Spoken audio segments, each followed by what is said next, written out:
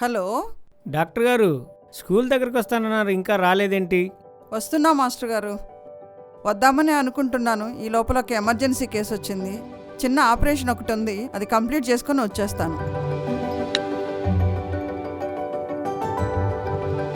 ఓ, సాఫ్ట్వేర్కి phone చేయాలి.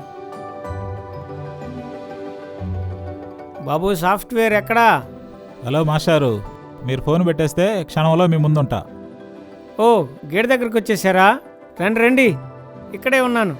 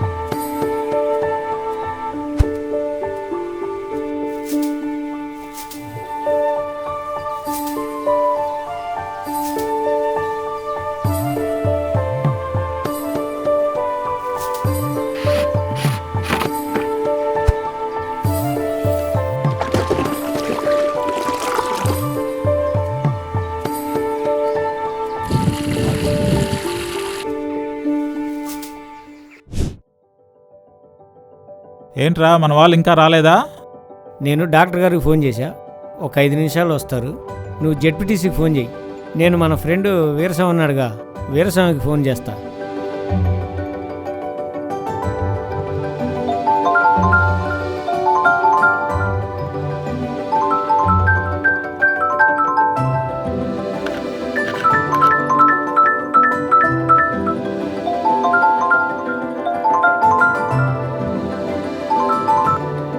Hello. Hello Veeraswamy, ఎక్కడా? School దగ్గరకు వస్తానన్నావుగా. సారీరా, చేనుకు మందు కొట్టాల్సి వచ్చింది. మందు కొట్టడం అయిపోగానే వచ్చేస్తాను. నిన్ననే అనుకున్నాం కదరా స్కూల్ దగ్గర కలుద్దామని. నువ్వు అలా చేనుకెళ్తే ఎలా? అనుకున్నాం కానీ కంది పంటకి పురుగు వచ్చింది. కొట్టకపోతే పురుగు తినేస్తుంది పంట అని అర్జెంటుగా రావాల్సి వచ్చింది. మందు కొట్టడం అయిపోగానే వచ్చి కలుస్తాను. సరే, నువ్వు వచ్చేదాకా ఇక్కడే స్కూల్లోనే ఉంటాం. సరే, వచ్చేటప్పుడు కాసిన కందికాయలు తీసుకురా, తిందాం. సరేరా, కందికాయలేగా, తీసుకొని వచ్చేస్తాలే.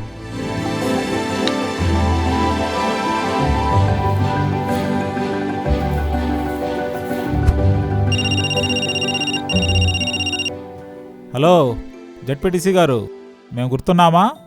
స్కూల్ దగ్గరకు వస్తా అన్నారు, ఇంకా రాలేదు. వస్తున్నాను రా. పోలీస్ స్టేషన్ దగ్గర చిన్న పని ఉండి అక్కడ ఉన్నాను. 5 నిమిషాల్లో మీ ముందుంటా.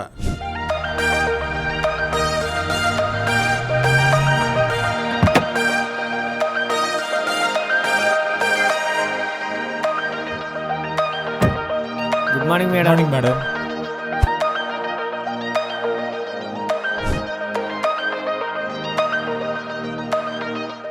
ఏంటి మనోళ్ళంతా ఇంకా రాలేదు?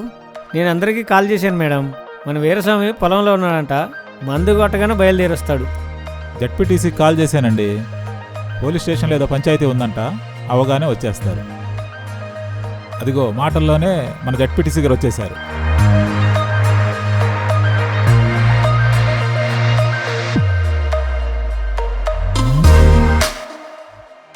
బాబు సాఫ్ట్వేర్, ఎలా ఉంది నీ జాబు? పిల్లలు ఎలా ఉన్నారు? ఏమాత్రం సంపాదిస్తున్నావేంటి?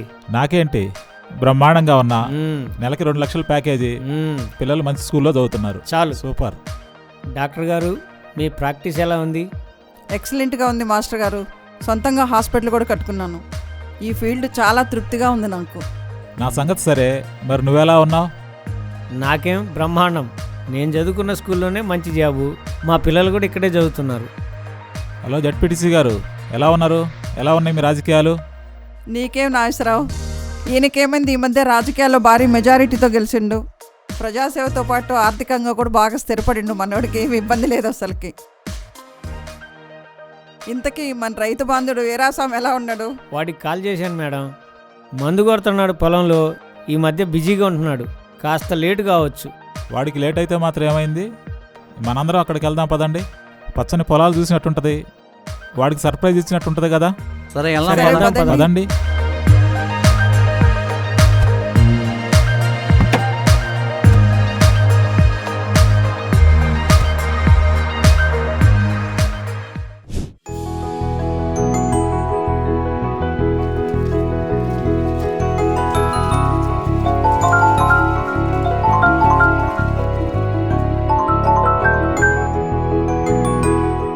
హలో. ఏమండి భోజనానికి ఇంటికి వస్తా అన్నారు కదా ఇంకా రాలేదేంటి? వద్దులే, కొంచెమేగా, ఎక్కువసేపు పట్టదు. మందు కొట్టేసి ఇంటికి వచ్చేస్తాను నేనే. దాచిపల్లిలో మా ఫ్రెండ్స్ ఉన్నారు. ఇంటికొచ్చి స్నానం చేసి భోంచేసి వాళ్ళని కలుస్తాను. సరే అండి. అమ్మాయి ఫోన్ చేసింది, బ్యాంకులో ఉన్న బంగారం కోసం అల్లుడు గారు ఇబ్బంది పెడుతున్నారంట.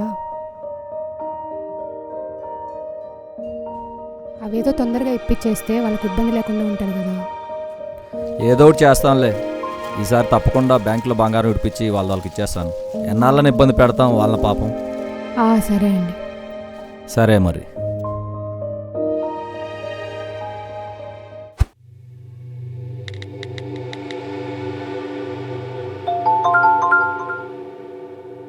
Hello, hello. రాజేష్ వాళ్ళ ఫాదర్ వీరస్వామి గారైనా మాట్లాడేది? అవును సార్, మీరెవరు? మీ పిల్లవాడి ఫీజు కట్టడం లేట్ అయిందండి. ఎగ్జామ్స్ దగ్గరకు వస్తున్నాయి. 2-3 రోజుల్లో మీ పిల్లగాడి ఫీజు కట్టకపోతే పిల్లవాడిని ఇంటికి పంపించాల్సి వస్తుంది. సార్ సార్ సార్ సార్ తప్పకుండా ఫీజు కడతాను సార్. నాకు 4 రోజులు సమయం ఇవ్వండి. ఈ సంవత్సరం అసలే పంటలు కూడా బాగలేవు. ఏదో ఒకటి చేసి 4 రోజుల్లో మీ ఫీజు మీకు పంపించేస్తాను సార్. దయచేసి మా పిల్లల్ని పరీక్షలు రాయనియండి సార్.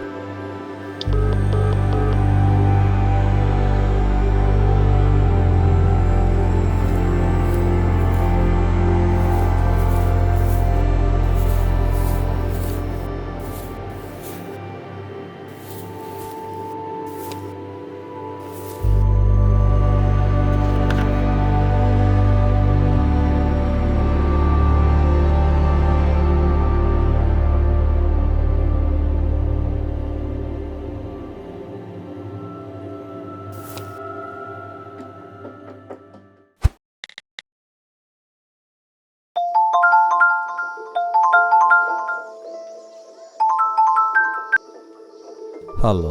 హలో, వీరస్వామి గారే నేను మాట్లాడేది? అవును సార్, మీరెవరు? నేను దాచేపల్లి బ్యాంక్ నుంచి బ్రాంచ్ మేనేజర్ మాట్లాడుతున్నానండి. మీరు గోల్డ్ లోన్ తీసుకున్నారు.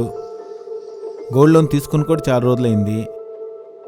మీరు పొలం మీద కూడా క్రాప్ లోన్ తీసుకున్నట్టున్నారు. సార్ సార్ సార్ నాకు 4 రోజులు సమయం ఇవ్వండి సార్. ఇప్పటికే చాలా రోజులు టైం ఇచ్చామండి. మాకు పై నుంచి ఒత్తిడి ఉంది. ఈ 4 రోజులు టైం ఇస్తాము. ఈలోగా కట్టకపోతే కంపల్సరీగా వేలం వేయాల్సి వస్తుంది. ఏదో ఒకటి చేసి మీ లోన్ కట్టేస్తాను. దయచేసి నా పొలాన్ని వేలం వేయొద్దు సార్.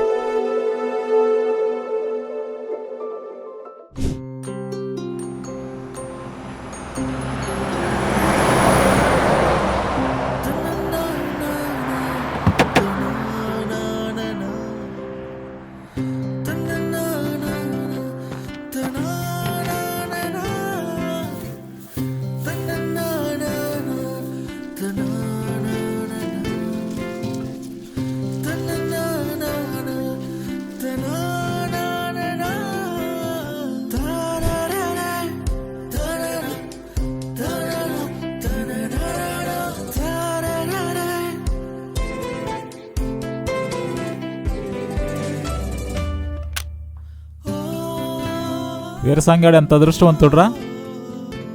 బ్రహ్మాండంగా పచ్చని పంట పొలాలు, ప్రకృతి, ఎంత ప్రశాంతమైన జీవితం గడుపుతున్నాడు. మనము ఉన్నాం ఆ టౌనుల్లో నిరంతర పొల్యూషన్లో, వాతావరణ కాలుష్యంలో దరిద్రమైన జీవితం గడుపుతున్నాం. నిజంగా నిజమే నాగేశ్వరరావు. అదృష్టవంతుడు వీరసంగాడు.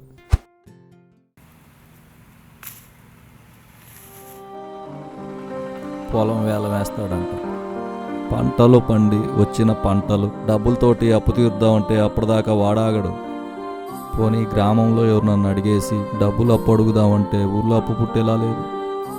వాడు ఉన్న బంగారం పొలం వేలం వేస్తే అమ్మాయికి ఏం సమాధానం చెప్పాలిరా దేవుడా. పొలం వేలం వేస్తే ఊర్లో నా పరువేం కావాలి దేవుడా.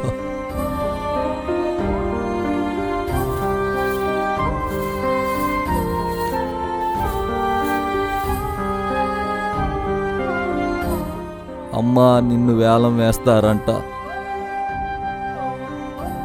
25 సంవత్సరాలు నాగలితోటి నీ కడుపును చీల్చి పంటలు పండించి ప్రజలకి అన్నం అందించాం. కానీ మాకు మిగిలింది మిమ్మల్ని వేలం వేయటం, అప్పులు, ఒంట్లో నొప్పులు. ఇందుకోసం మేము ఇన్ని సంవత్సరాలు వ్యవసాయం చేసింది.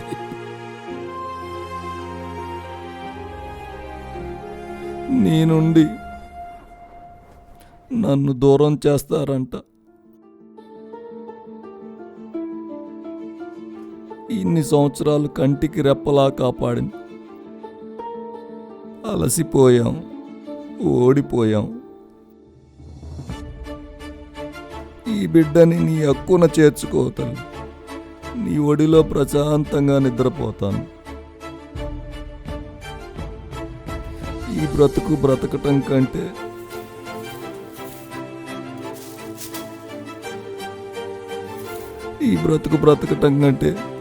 చావటమే మేలు.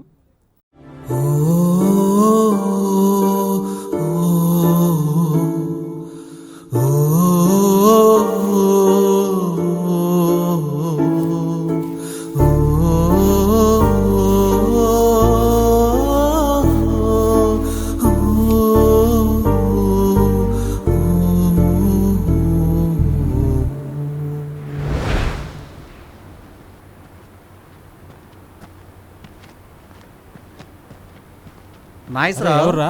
ఎవరిక్కడ? ఎవరో పడిపోయి ఉన్నారు. ఎవరు? చూడండిరా.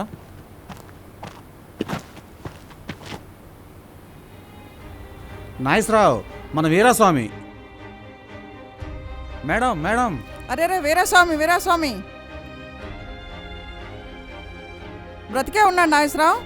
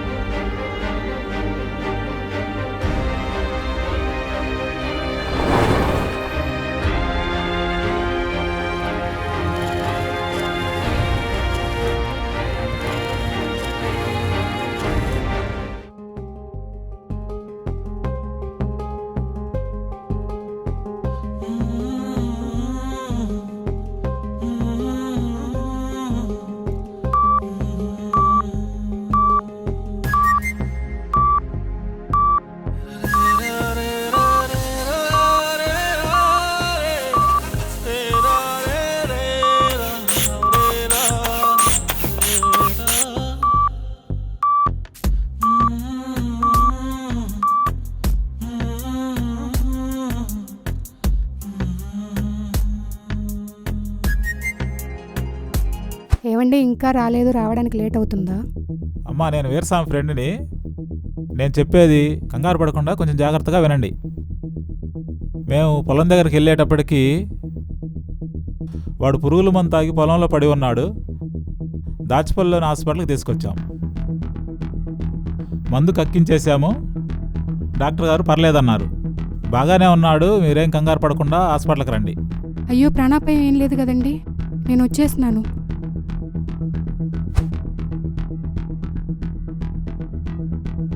అమ్మ రండి, నేనే ఫోన్ చేసింది. రండి, ఎలా ఉందో చూద్దాం వాడికి. నమస్తే మేడం. చాలా పెద్ద ప్రమాదం తప్పిపోయిందిలేండి. అవుట్ ఆఫ్ డేంజర్గానే ఉంది వీరాస్వామి పరిస్థితి. మన ఫ్రెండ్ నిజంగా మనకి దక్కినట్టేను. నువ్వేం టెన్షన్ పడబాకు తల్లి, సరేనా? రండి ఒకసారి చూద్దురు రండి. వీరాస్వామి రే వీరాస్వామి, కళ్ళు తెరిచి చూడరా ఒకసారి. ఇక్కడ ఎవరున్నారో చూడు ఒకసారి. నన్ను ఇక్కడికి ఎవరు తీసుకొచ్చారు? మీ ఫ్రెండ్స్ తెచ్చారండి.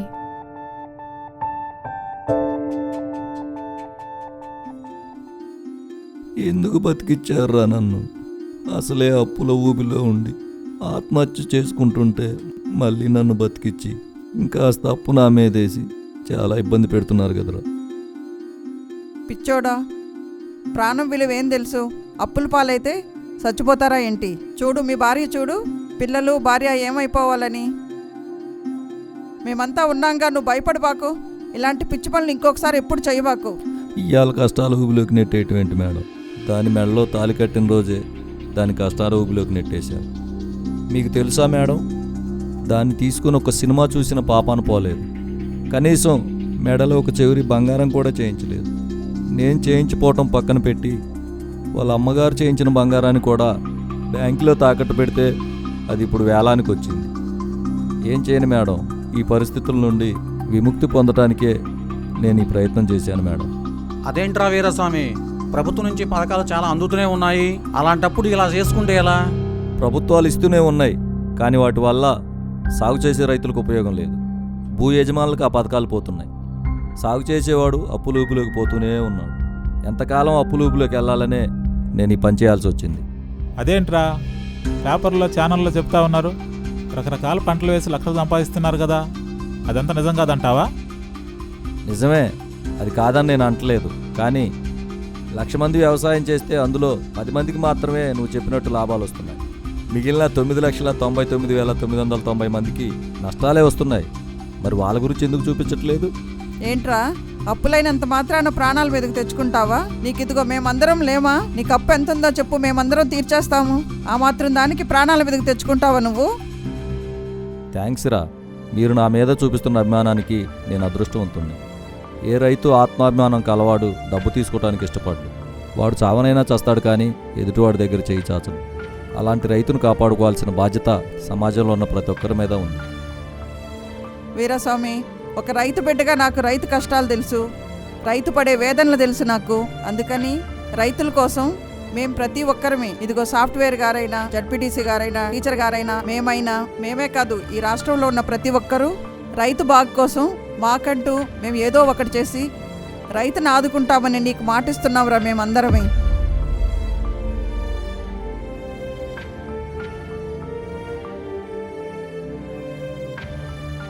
రైతుగా పుట్టడం మాకు శాపమా, లేక సాగు చేయడం పాపమా?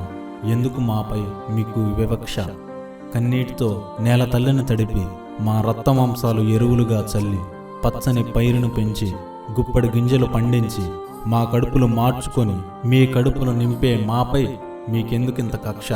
నేటి సమాజంలో రైతులందరి ఆవేదన అర్థం చేసుకుంటారని ఆశిస్తూ, మా తప్పులు ఉంటే మన్నించాలని కోరుకుంటూ, కనుమరుగైపోతున్న రైతన్నలని కాపాడాలని ఉద్దేశంతో ఈ చిన్న లఘు చిత్రం యొక్క ముఖ్య ఉద్దేశం. ఇట్లు ఒక ఆధునిక రైతు.